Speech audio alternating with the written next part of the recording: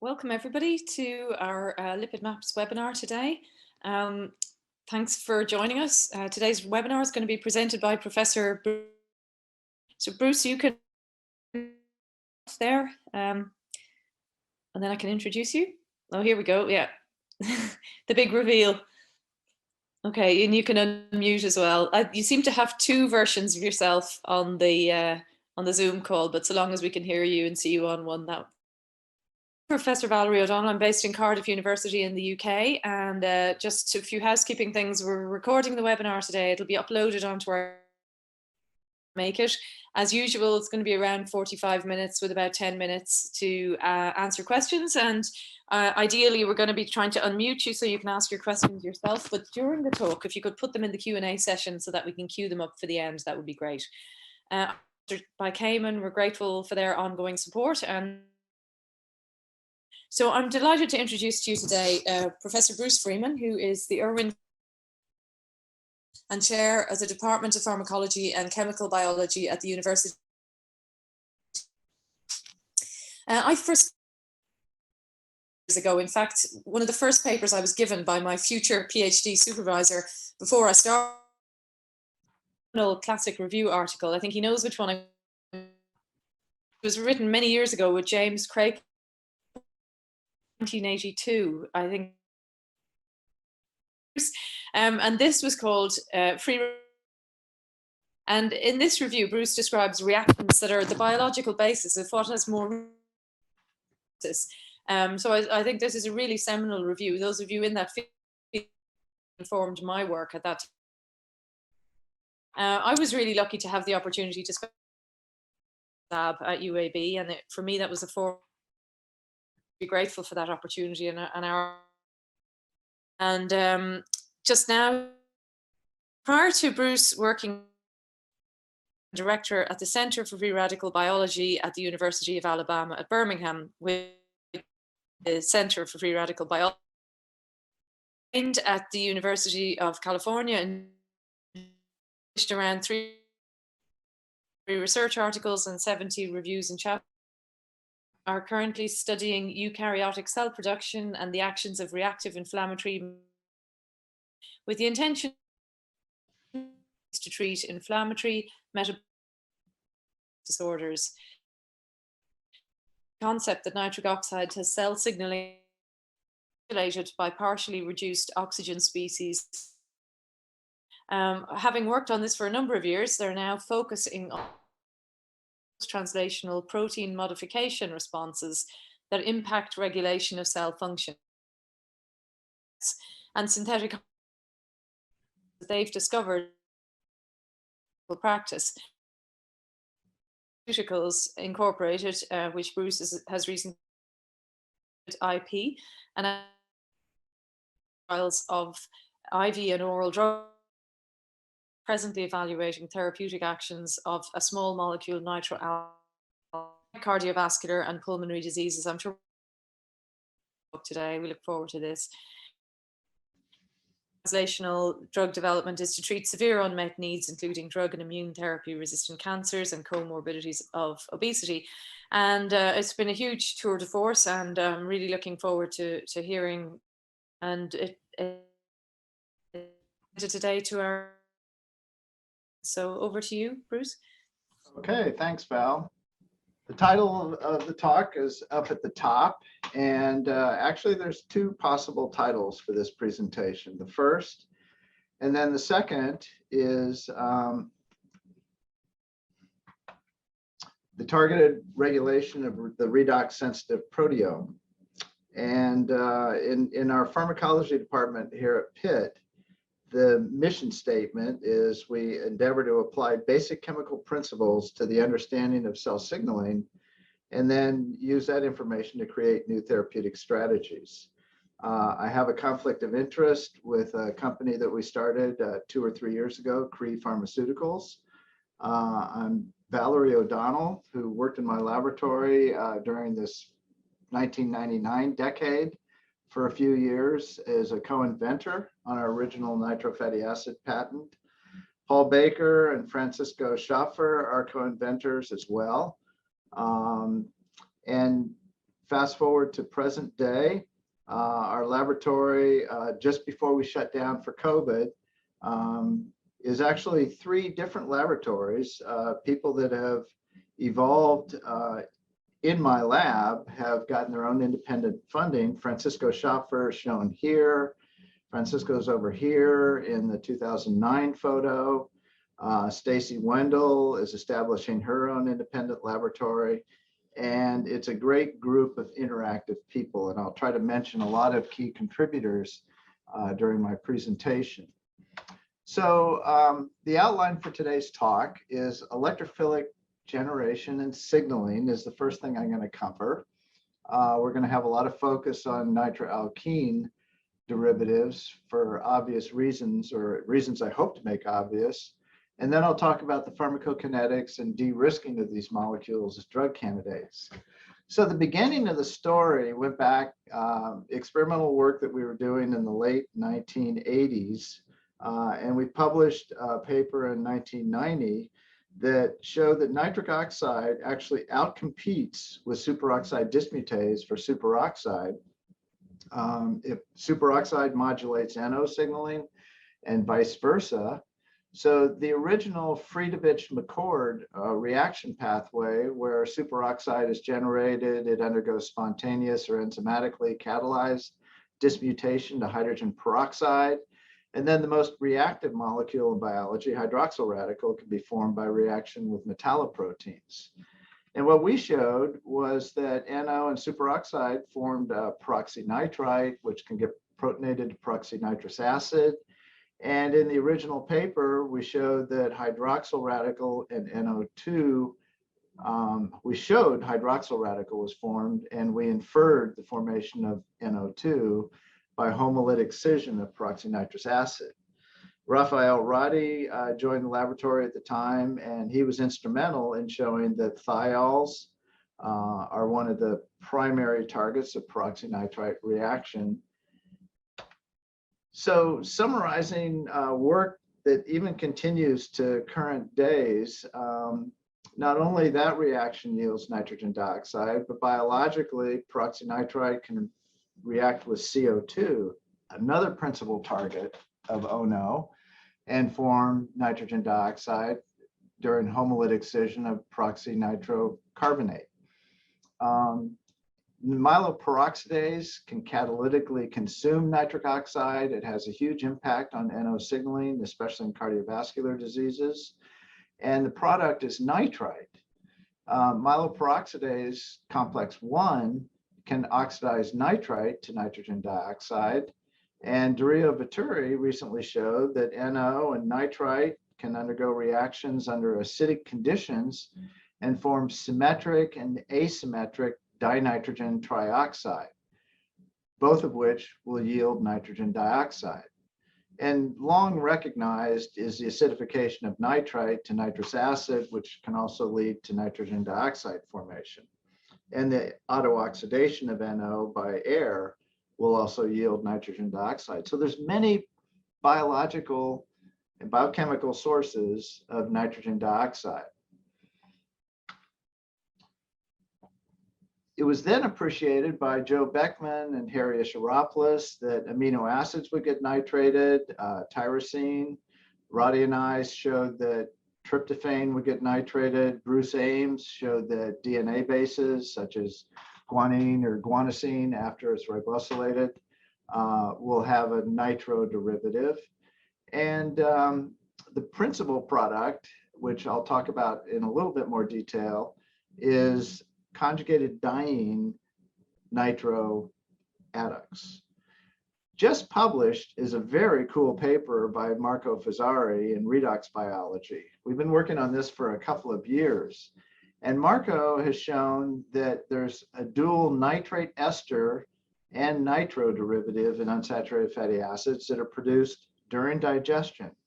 So in the stomach, if you have dietary sources of nitrite, nitrate, dairy products or meats, you'll protonate nitrite, nitrogen dioxide will be formed, conjugated diene containing unsaturated fatty acids will get nitrated, there's a radical intermediate, second reaction with oxygen and nitrogen dioxide.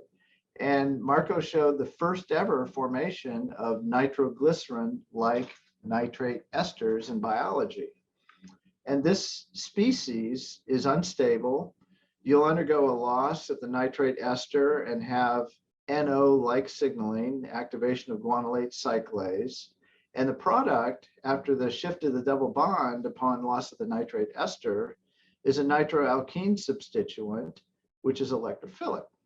So congratulations to Marco for some great work. It was a tortuous trail that he was on to detect these by LC mass spec. Here's a little proof positive in humans, and I'm going to try to focus a lot of this presentation on human biology, that fatty acid nitration occurs during digestion. And here with Mark Gladwin and some of our clinical colleagues at Pitt, we got an IND and the ability to synthesize heavy isotope labeled nitrite and nitrate. And I'm going to focus just on the administration of nitrite to this human cohort, along with 3 grams of conjugated linoleic acid, basically 2 or 3 caplets of something that looks like an omega-3 fatty acid supplement. And this is a time course, blood samples from the humans. We get very similar results in both plasma and urine. And you can see that there's an endogenous N14 nitroconjugated linoleic acid level. And the N15 nitrated species show up within an hour or so and have a half-life of about 6 to 12 hours and pretty much back to baseline after the single dose study at 24 hours. So there is primarily a dietary microbiome related pathway, such as this, getting to nitro-CLA. But inflammatory reactions will also result in the formation of nitrated unsaturated fatty acids. So here's an example of an inflammatory production of nitro-CLA in picomoles per milligram of creatinine, and this is in urine. Asthmatic individuals have higher levels of nitro-CLA. We originally thought that bisalilic linoleic acid was the primary target for fatty acid nitration, but this is the chromatogram of C13 labeled nitrolinoleic acid, and you can see that there's an offset between that and synthetic N15 labeled nitroconjugated linoleic acid. So endogenously, it's not bisalilic linoleic acid getting nitrated, it's conjugated diene forms of unsaturated fatty acids. Francisco Schaffer is getting close to reporting the formation of conjugated triene endogenously that's nitrated in humans. And the reason that this is a preferential target for nitration is in a conjugated diene system, the external flanking carbons are hyperreactive for radical reactions, radical addition reactions, hydrogen abstraction. And the products then are predominantly, at least for the predominant regioisomer of conjugated linoleic, it will be 9 and 12 nitroconjugated linoleic acid. So here's an example of healthy human plasma, healthy human urine. After ischemia reperfusion, this is heart homogenate. Mitochondria isolated from a heart that was globally made ischemic and then reoxygenated will have up to 1 micromolar concentrations of a combination of nitrooleic acid and nitroconjugated linoleic acid. Here's results from activated raw cells, or just taking nitrogen dioxide gas and bubbling it through conjugated linoleic acid. This is not a trivial reaction. This was done again by Stacy Wendell, Kara Hugan, and Megan Del Mastro. And conjugated linoleic acid supplements were given to this human population, and N15 nitrite. And N15 nitrite alone will decrease systolic blood pressure, will decrease mean arterial pressure. And if there was a consumption of 3 grams of conjugated linoleic acid, which is an amount that's probably equal to or twice or 3 times what one would get from eating a well-balanced meal with a lot of lipid sources, you can see that with conjugated linoleic acid, we completely eliminate the nitrite-induced dip in systolic blood pressure. Same with mean arterial pressure. Nitrite will impair platelet function for about 12 to 24 hours significantly. And this is attenuated when the subjects were consuming conjugated linoleic acid. So this is not a trivial reaction in the digestion. It's actually one that's highly abundant. And I think I've shown you that we can show peaks of formation and elevation of plasma levels of this conjugated nitroalkene. So the primary molecular target of nitroalkenes is a cysteine thiolate anion. Cysteine is a unique amino acid because it's very low in abundance. It's highly evolutionarily conserved in related proteins. It's typically very functionally significant, and it's readily oxidized and alkylated. Nitroalkenes react very quickly with cysteine. The rate constant for hydrogen peroxide reaction with cysteine is close to 1. Alpha beta unsaturated ketones, which you can see depicted at the bottom, is about 1. And the rate constant for cysteine to glutathione, small molecular weight thiols, is somewhere between 200 to 400. And there is a reversibility of this reaction. There's a measurable dissociation constant that I'll show you data for. Evolutionarily, cysteine is located in readily polarized microenvironments. And this can increase by 1,000,000-fold the reactivity of cysteine with oxidants and electrophiles. So I think the big picture that I want to leave you with is that we have a cysteine proteome. It's hyperreactive in many cases. And when modified, it can link systemic responses with external stresses, such as toxins, inflammation. And this, I think, is ripe for new drug development strategies. A little aside about alpha beta unsaturated ketones and aldehydes, which are also electrophilic. They're very abundant. There's a really nice review article by Bernlohr 10 or 15 years ago in JBC. And he very convincingly, with his body of work, has shown that protein carbonyl derivatives that are measured frequently as an index of oxidative stress are actually protein oxidized lipid adducts. The electrophilic, for example, alpha beta unsaturated ketone, when it alkylates a protein, will give a positive reaction when people are using colorimetric assays for protein carbonyls. I don't view this drug class to be pharmacologically useful because of the slow on reaction rate and also accumulation. There's not a very fast off reaction, if at all. And so accumulation can lead to toxicity, and that can be problematic. Stay tuned for a study that we've been working on for a couple of years. We're getting very close to writing it up. We submitted it to JBC pre-pandemic, got a lot of great suggestions from the reviewers. And so we've tuned up this body of work. And what we're showing is that the class of trihydroxylated polyunsaturated fatty acids like lipoxins, myrisins, resolvins, protectants, all of these hydroxylated fatty acid molecules are very susceptible to reaction with 15-prostaglandin dehydrogenase. Prostaglandin dehydrogenase, this enzyme, will actually oxidize hydroxyl groups anywhere from the 7-carbon to the 17-carbon, work by Stacy Wendell.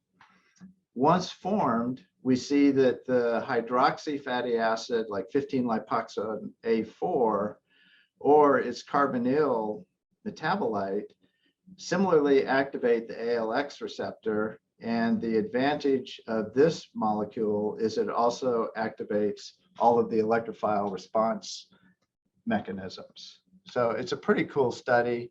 It's a little heretical, which is what makes science fun. So this is an information-dense experiment. Francisco Schopfer, Sonia Salvatore did this work. It's published in Journal of Lipid Research almost 10 years ago. And what they did is they took plasma samples from, or I'm sorry, this is a urine experiment, and added mercury and just incubated the samples for a while. And this is the LC mass spec detection of cysteine derivatives of nitro-CLA in the urine. With mercury, the cysteine adduct levels go down, which is proof positive that there's dissociation of the thiol from the nitro fatty acid. And mercury will then alkylate the thiol and will have the native nitroalkene containing fatty acid as the product. And one of the major routes of metabolism of nitrated unsaturated fatty acids, no surprise, is mitochondrial beta oxidation. So this is the 18 carbon, 16, 14, 12 carbon nitro-CLA derivative or product. The free nitrofatty acid levels concomitantly go up. And if you look at the area under the curve ratios, they go up a lot. It's 20 to 40 or 50 fold increases after the mercury incubation with urine. There are other mercaptan derivatives that are also there and are going up. And it tells us, it teaches us that the free nitrofatty acids that we measure in biological or clinical samples are just the tip of the iceberg. And there are many other species that are adducted to protein, adducted to low molecular weight thiols, and also are esterified into triglyceride and complex lipid. So this is just another cartoon showing the Michael addition reaction, which is the major pathway that electrophilic fatty acids signal through, where you have a reaction with the electron poor electrophilic carbon and the electron rich thiolate anion, forming a protein thiol adduct or protein nitrofatty acid adduct. We detected these electrophilic fatty acids in humans, fish, plants, insects, and diets rich in unsaturated fatty acids, nitrate. Individuals have higher levels, or experimental animals have higher levels of nitrated fatty acids. The reversibility of the reaction, I think, is important because it limits accumulation and toxicity. Concentrations in humans, in the free, it's around 2 to 10 nanomolar total. If you include thiol adducts and complex lipids, it's probably in the low micromolar level. And these are mobilizable reserves of nitrofatty acid. So we view that these species link metabolism and inflammatory status with protein function and gene expression. And we're also seeing that they can reverse established inflammatory or metabolic processes. And many presently FDA-approved drugs are actually electrophiles. Here's an example.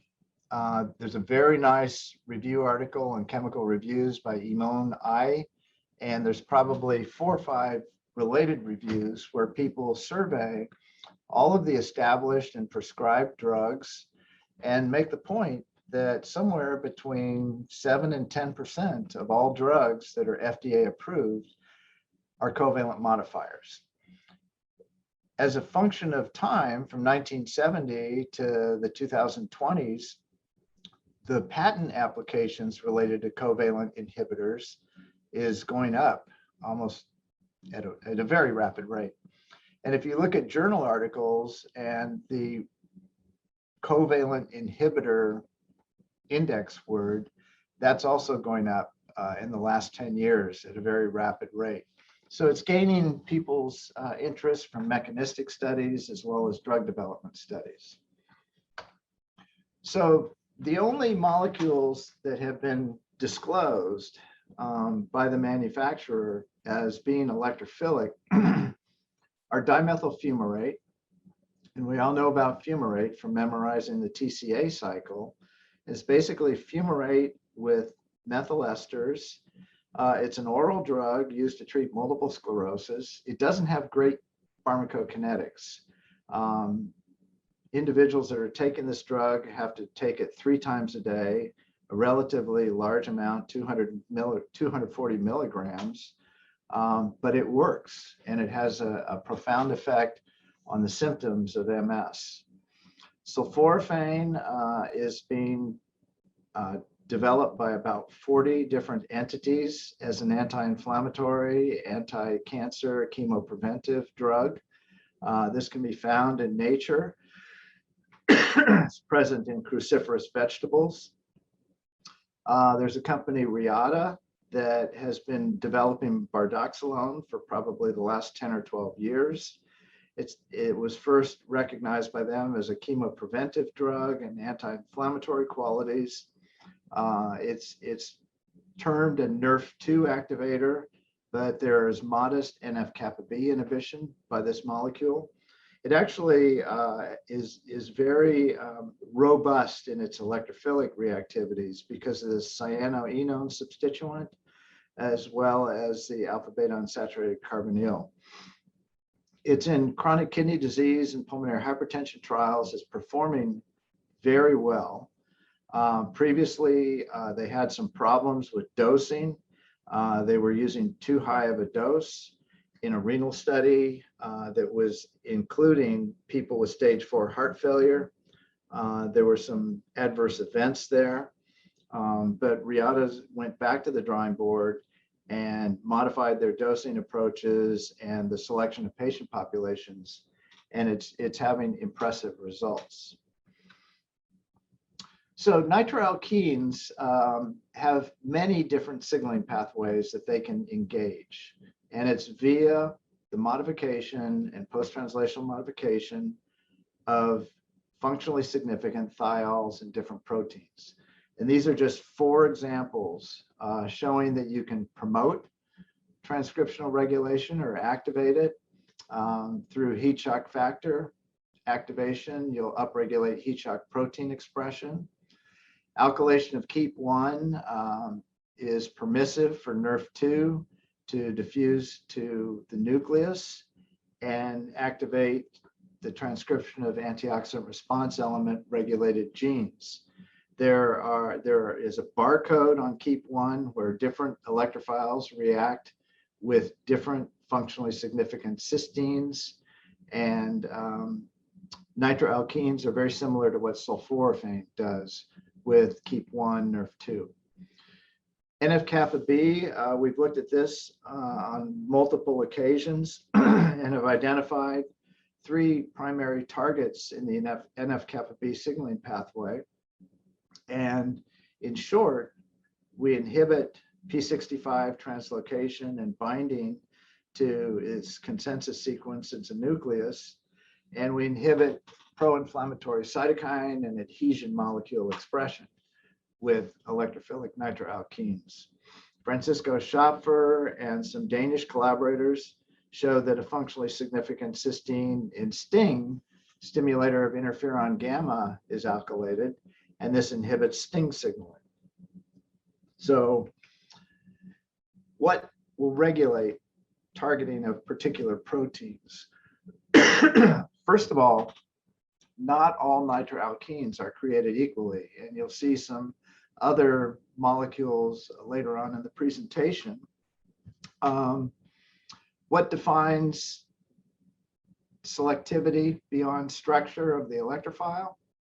Structure of the protein, the solvent exposure of a particular cysteine, alkaline or acidic pH, the presence of vicinal hydrogens or anions, van der Waals interactions with the protein, and all of these can conspire to affect the nucleophilicity of the cysteine and also the interaction of the nitrofatty acid with the protein. So this is an X-ray crystal structure of PPAR gamma, and nitroalkene fatty acids are partial agonists of PPAR gamma. The nitrofatty acid is so stable in this ligand binding pocket and the interaction with cysteine 285 that it could be crystallized. And that has an impact on helix 10, where all the co-regulatory proteins bind to PPAR gamma. The thiol environment of cells is really important as well. Different cells and different disease states have differences in low molecular weight thiol content, hydrogen sulfide generation, the metabolism enzymes for glutathione, and also transport both in and out of a cell. This is just an example of tumor cells. MCF10A cells are non-tumorigenic. I'm sorry, these are control breast ductal epithelial cells. Tumorigenic cell lines, MCF7, 468, 231, show very low levels of expression of multi-drug resistance protein 1, as opposed to a non-tumorigenic cell line. So one can imagine if you form a glutathione adduct and multi-drug resistance proteins are the primary export mechanism for electrophile glutathione conjugates, that there will be a difference in the steady state concentration of an electrophile within a cell that's tumorigenic, as opposed to the non-tumorigenic cell, which can efficiently export a nitrofatty acid. And this can be exploited in cancer therapeutics, this difference between normal and tumorigenic cells. Dario Vittori took prostaglandin reductase 1 and transfected cells with flag tag prostaglandin reductase 1. And this enzyme will reduce the double bond of the nitroalkene substituent and eliminate the electrophilicity of the molecule. Confers a nitroalkane product, which will not alkylate proteins. So looking at cells that have different levels of expression of the prostaglandin reductase 1, you can see that when you add a nitroalkene, nitroleic acid in this instance at 0, 2.5, and 5 micromolar, you'll upregulate NRF2 regulated heme oxygenase 1 expression. But cells that are highly competent to reduce and inactivate the nitroalkene fatty acid don't respond significantly to nitroleic acid via NRF2 regulated gene expression.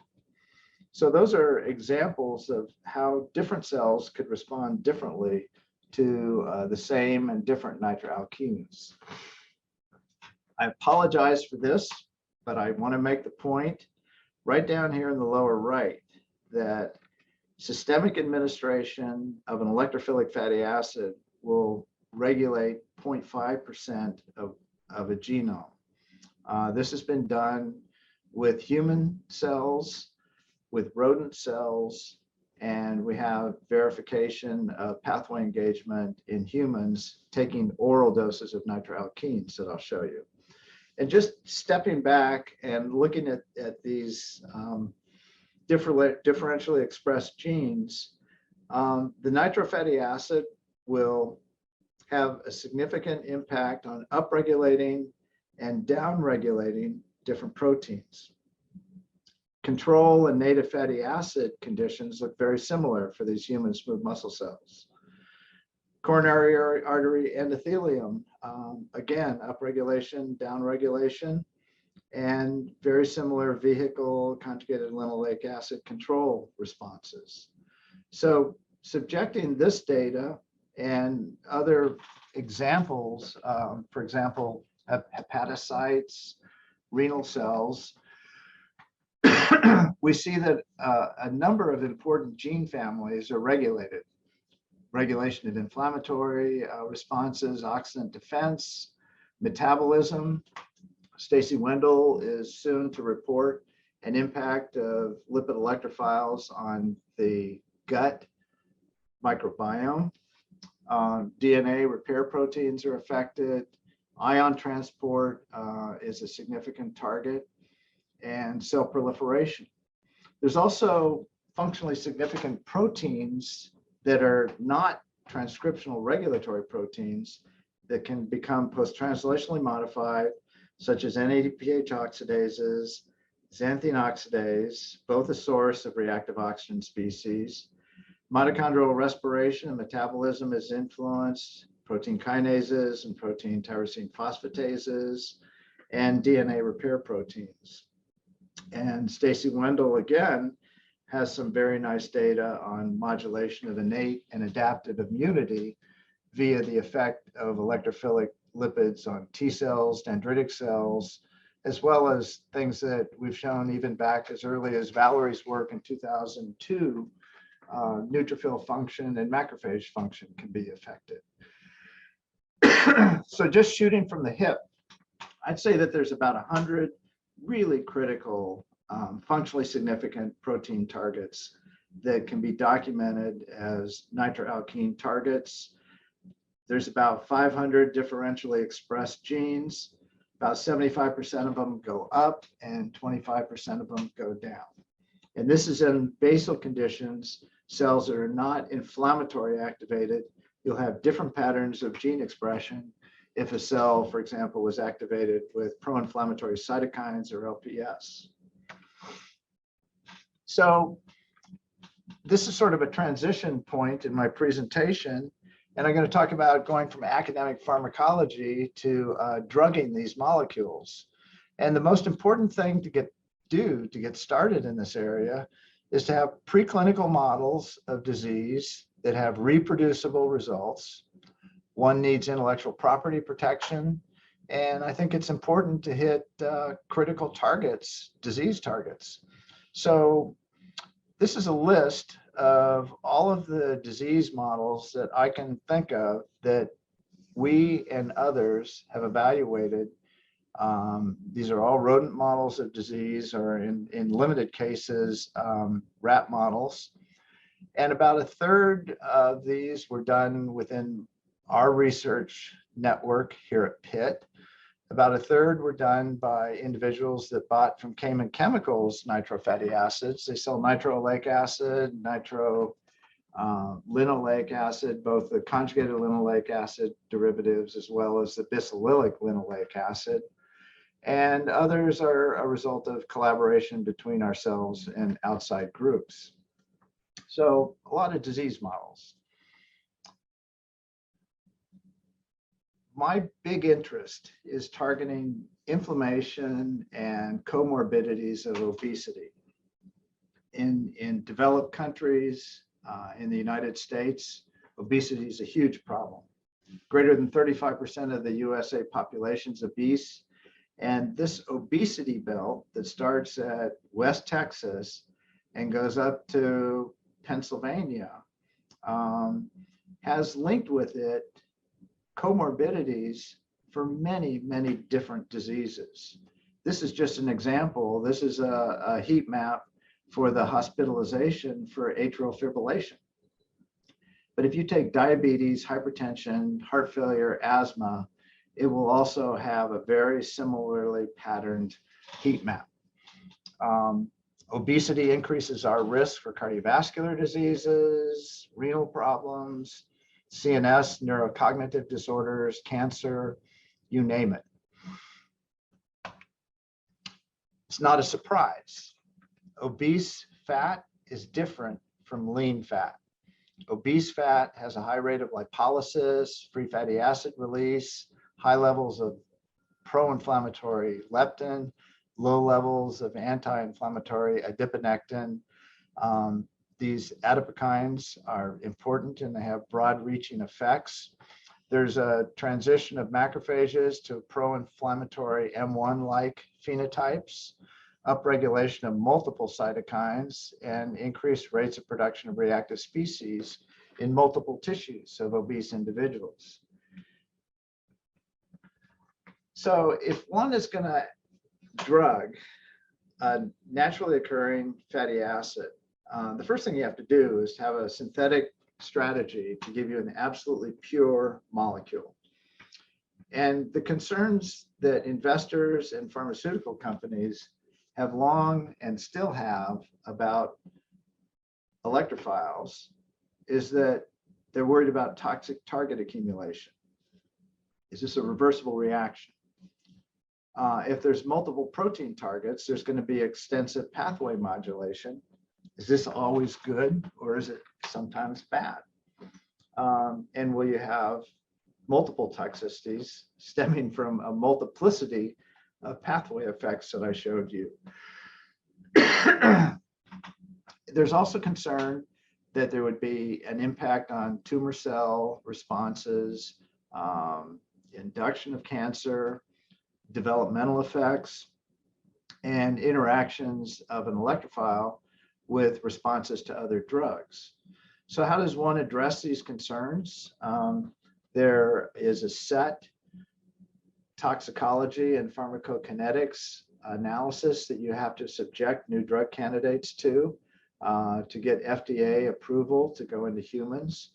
Preclinical studies include potassium channel evaluation, the hERG channel, which is the death blow. A hERG channel effect kills about 80 to 90% of all new drug candidates. An impact on cytochrome P450 metabolism kills a lot of drug candidates.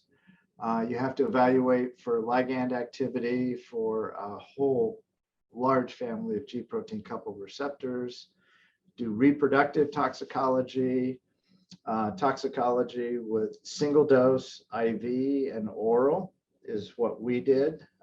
We wanted to develop not presciently an IV drug for short-term acute administration. And we've settled on the utility of oral dosing, and you'll see why in a minute. And you end up having to do multiple dose studies and toxicology in preclinical models from 2 weeks to 12 months, and cardiac electrophysiology if your one is careful.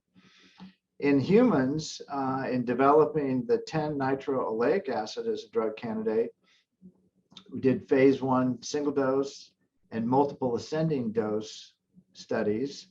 The multiple ascending dose was only oral and studied individuals with a high BMI and individuals with chronic kidney disease, and populations, small populations of people that were taking different drugs.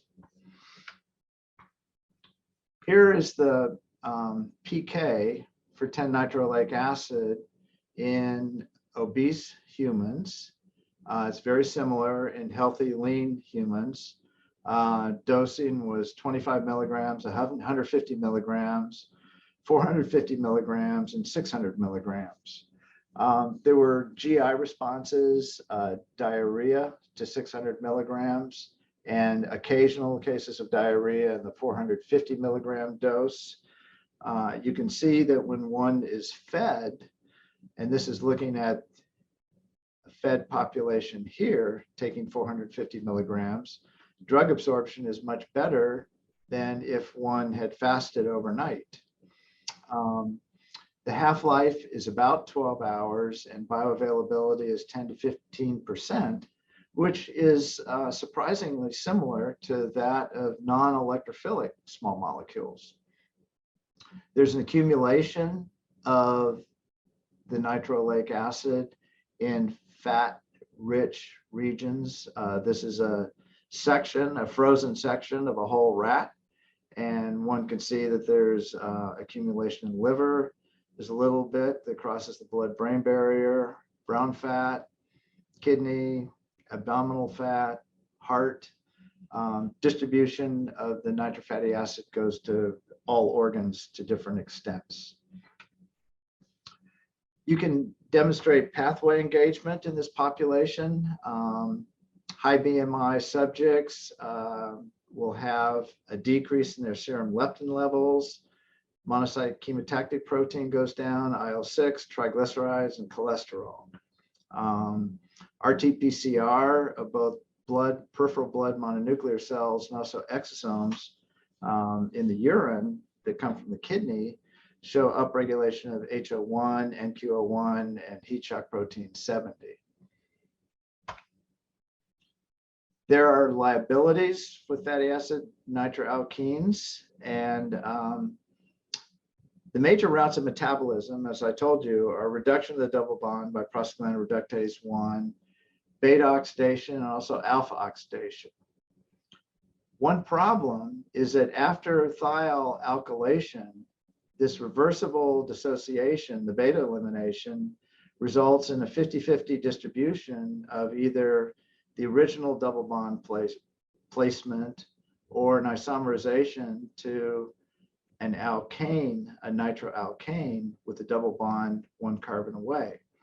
This is non-electrophilic, it's inactive, and it can accumulate. So this is where we're at right now. We have moved on and we're looking at non-natural, with the exception of some of the nitronitrate species, non-natural nitroalkene small molecules.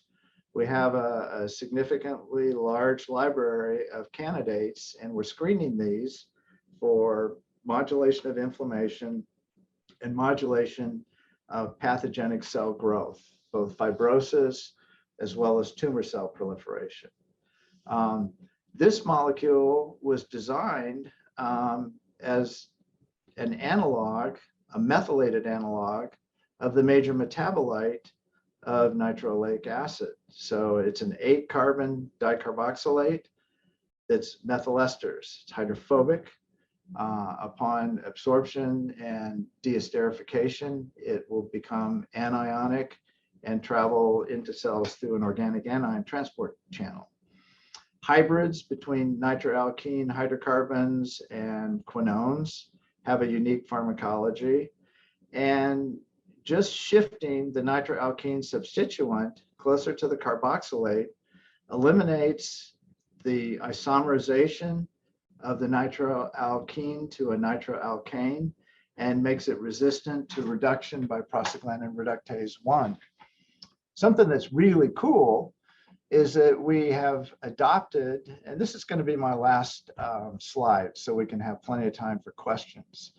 We've adopted the technology that Pfizer and Moderna have been using to entrap their mRNA-based therapy for COVID. Liposomes have been around for a long time. They were called fangosomes, vesicles, liposomes, and the current terminology is lipid nanoparticle. We can insert up to 20 mol% of long-chain hydrocarbon nitroalkene into these lipid nanoparticles, and we can blow them up with ultrasound.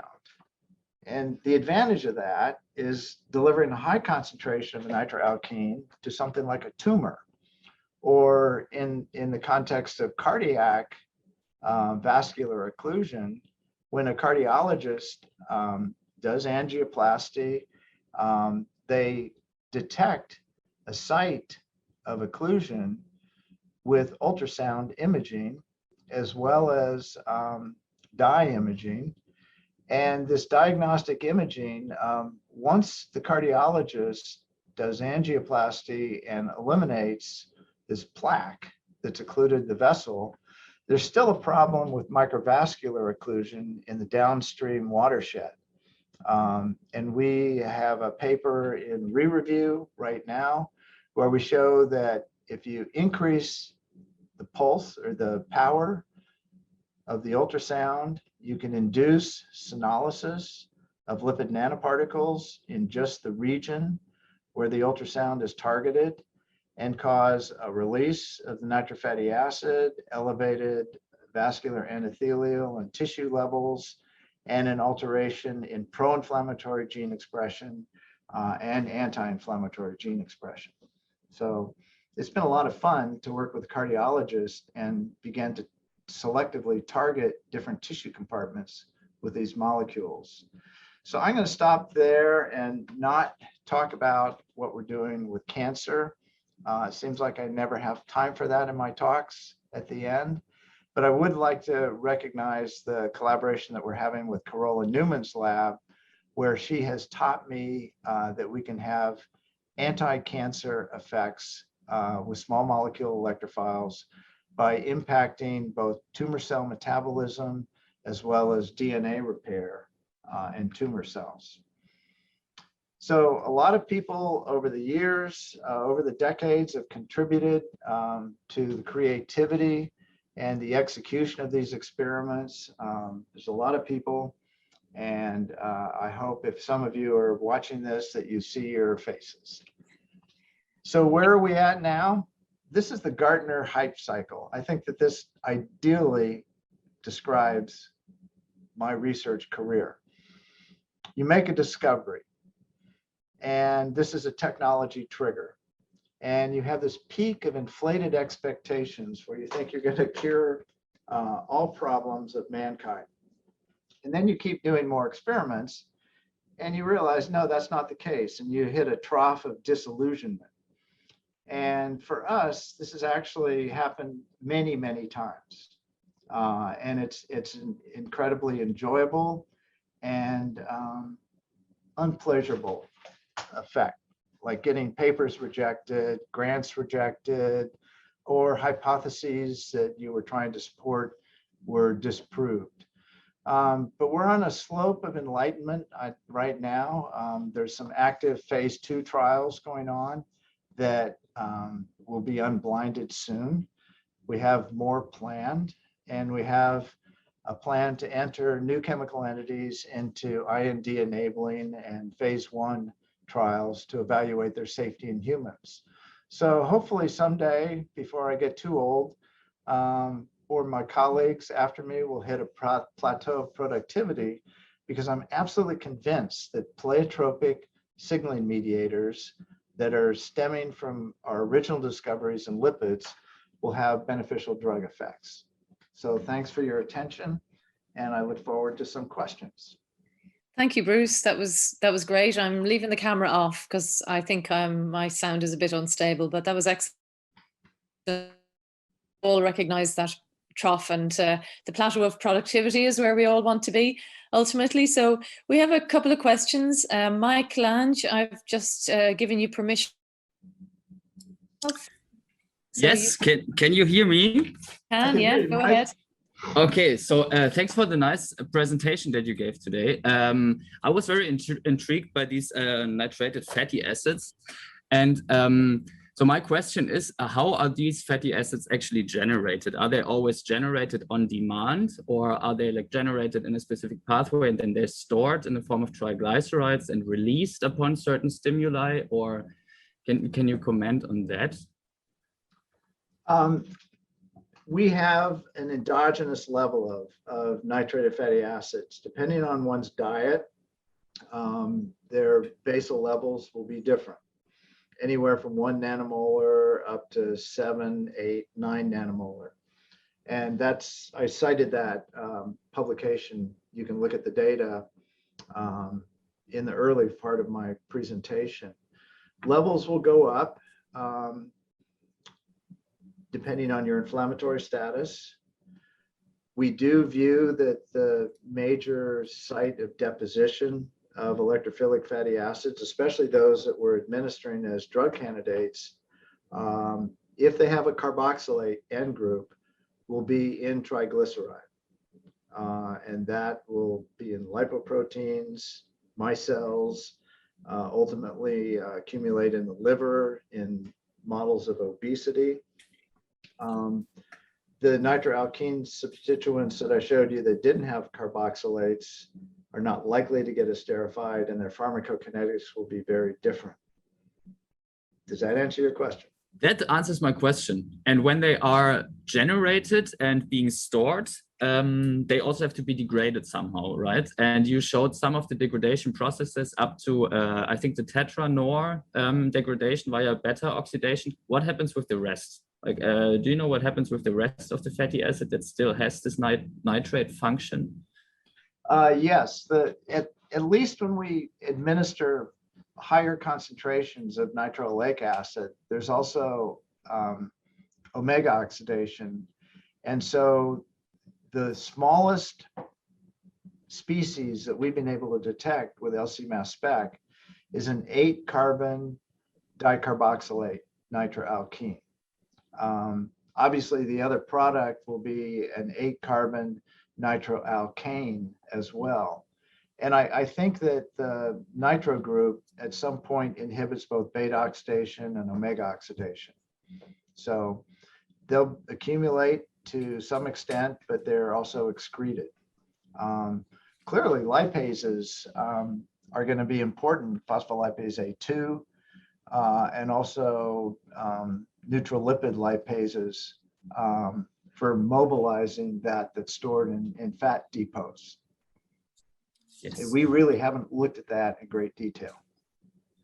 Thank you very much for the answers. Thanks, Mike. Bruce, I wanted to talk to you. I mean, just thinking about this, there must be a nutraceutical. CLA comes from foodstuffs, meat, for example. And then there was a lot of work a few years back about, I believe, beetroot juice for nitrates. So, I mean, what's the thoughts on, you know, eating food and generating NRF2 ligands that way and potential anti-inflammatory actions? You know, Phil Eaton and I had a PNAS paper that had the kind of overblown claim that one of the major benefits of the Mediterranean diet was elevated levels of nitrofatty acid, which in turn impacted vascular function by hitting a functionally significant cysteine on epoxide hydrolase. So, you know, I think if one were trying to modify endogenous nitrofatty acid levels, just eat a heart healthy diet, and you have a significant increase in endogenous nitrofatty acids. And, you know, time will tell whether or not that they're clinically significant in large populations. Hello? And I think that data is going to come from pure pharmaceuticals because a dietary approach is not the impact on A, you know, or molecule X on physiological responses Y and Z. Yeah. There's other mediators in any diet that could be accounting for the effects that you're seeing. Yeah, sure. Yeah, that will be interesting to see. And I guess the other thing you addressed towards the end about I don't hear anything, Val. Oh, can you hear me now? Hello? Can you hear me now, Bruce? Hello? I'm getting no sound. Oh, no. Can you hear me now? Can you hear me? Hello? Can you hear me, Bruce? Oh. Can you hear me now, Bruce? Hello? Oh, I think my internet is going.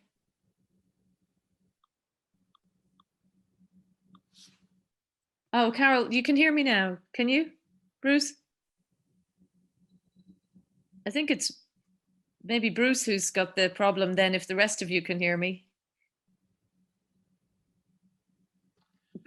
Bruce still can't hear me. I'm not hearing Valerie. Bruce, I think it's Bruce. So in case people are still online, David Kvaskov asked a question.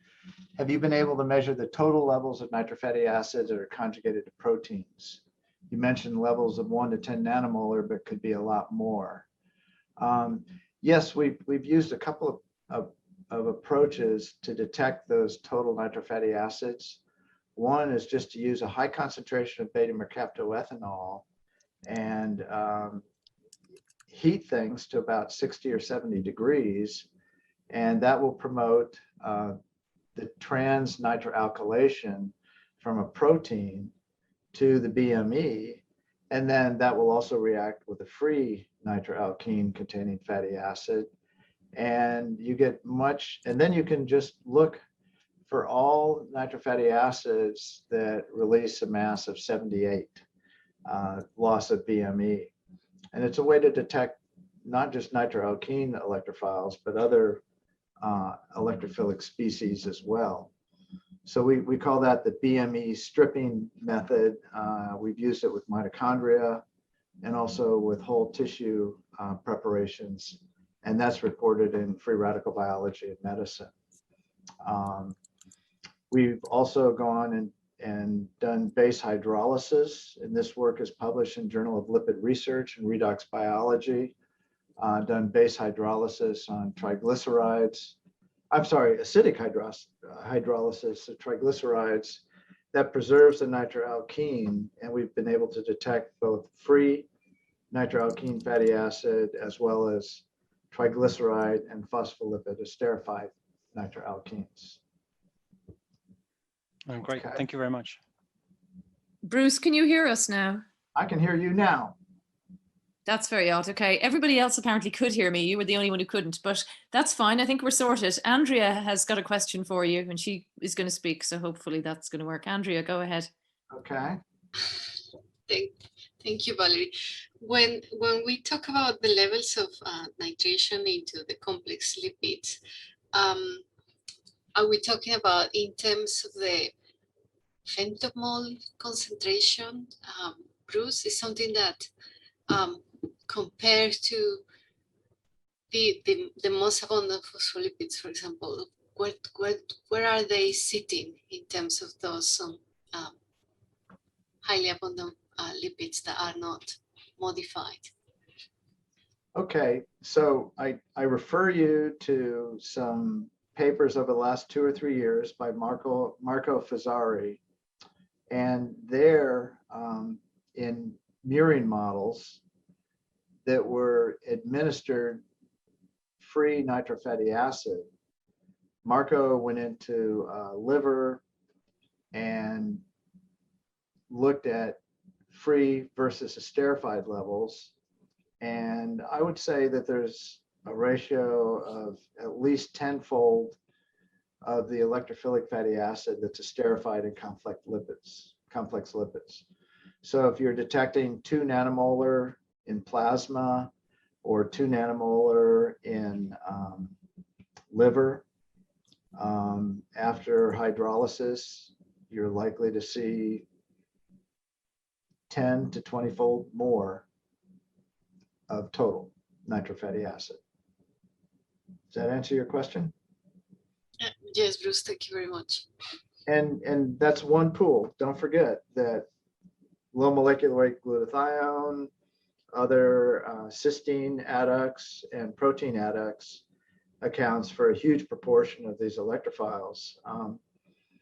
And I really do think of electrophile pharmacokinetics in biology as an iceberg.